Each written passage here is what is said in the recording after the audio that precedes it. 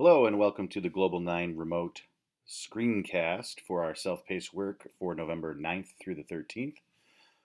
This past weekend, we saw that there is a president-elect. We'll see how the courts play out the next couple of days, but a little quick update for our current events.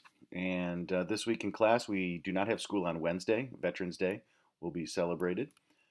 So make sure you're budgeting your time carefully around our Wednesday day off of school.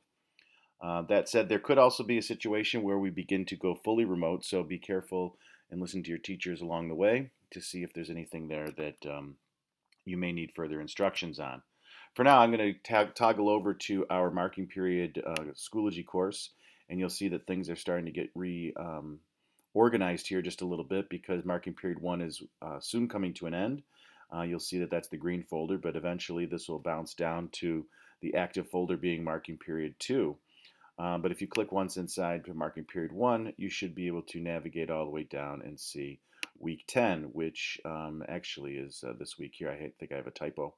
But once you select inside the self-paced, there are actually 2 assignments. This first one is going to be working on a Google Doc activity where you will basically fill in a chart that has been provided to you once you open it up.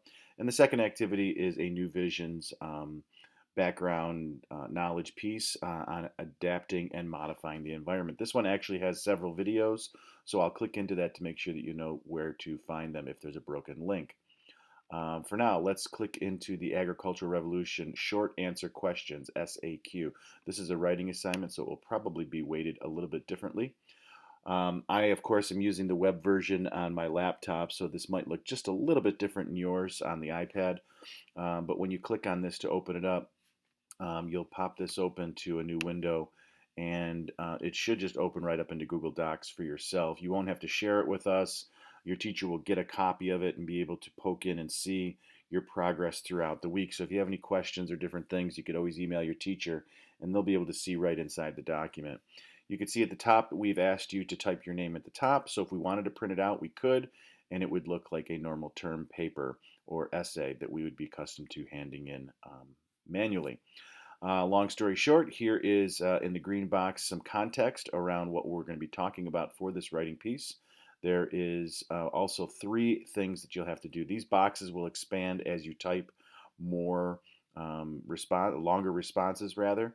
And make sure that in the honors class, it's not okay just to have the right answer. Just listing one positive result of the Neolithic Revolution or one negative result is not enough. You do need to explain your answers. We can't emphasize that enough. So make sure that you are supporting your answer with evidence and details about the topic. That will be due Friday night before midnight.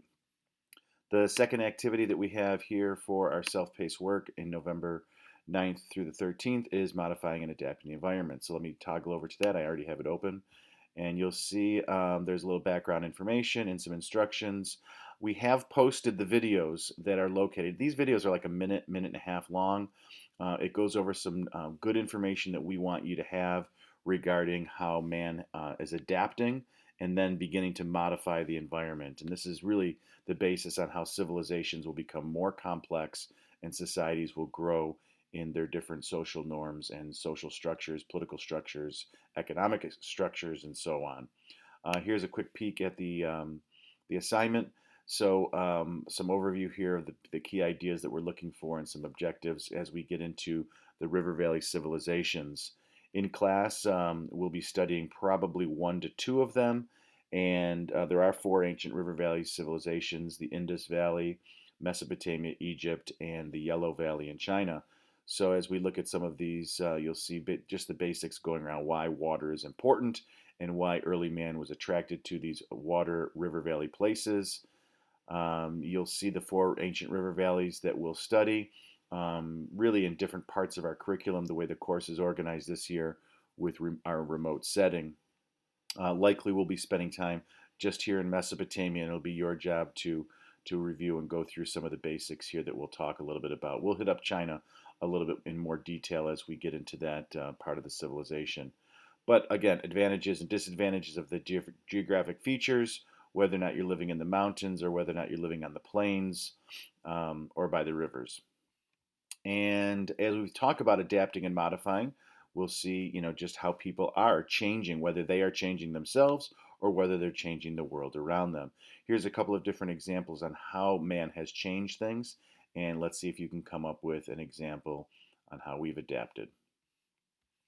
Moving along, we've got some little bit review here of the Neolithic Revolution. This should be pretty straightforward. We will be talking about irrigation systems and how mankind was able to thrive because they had such a massive food supply, a surplus, and it was really because of the irrigation systems. So you'll see a couple of these videos where it's blue. This hyperlink should open up. If it's having trouble, you can always go to the Schoology page where all of the videos are listed. Again, they're about a minute and a half to maybe 3 minutes long, but it should allow you to be able to answer some of these questions. Here are two videos. As we scroll through a little bit more, here's one more on terrace farming. And the last video is about, let's let it load up here. I must have gone right over it, about creating mud bricks. So again, we're starting to see that people are definitely in permanent settlements, and that will carry us through our discussions this week about civilization. Good luck to you. If you have any questions, please don't hesitate to email your teacher.